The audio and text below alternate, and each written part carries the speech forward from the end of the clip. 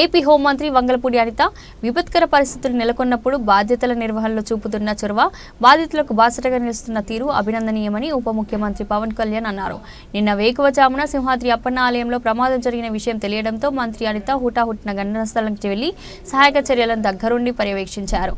ఆ తర్వాత బాధిత కుటుంబాలను పరామర్శించి ఓదార్చారు. దీనిపై ఉప ముఖ్యమంత్రి పవన్ కళ్యాణ్ ఎక్స్ వేదికగా స్పందిస్తూ మంత్రి అనిత పనితీరును ప్రశంసించారు.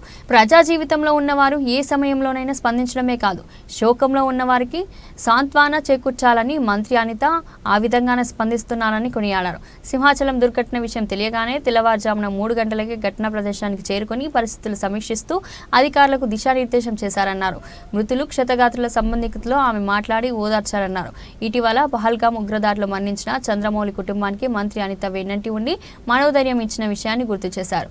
కూటమి ప్రభుత్వం ఏ విధంగా స్పందిస్తుందో, బాధితులకు ఎలా భరోసా ఇస్తుందో చెప్పడానికి మంత్రి అనిత బాధ్యతల నిర్వహణ ఓ తార్కాణంగా నిలుస్తుందని పవన్ పేర్కొన్నారు.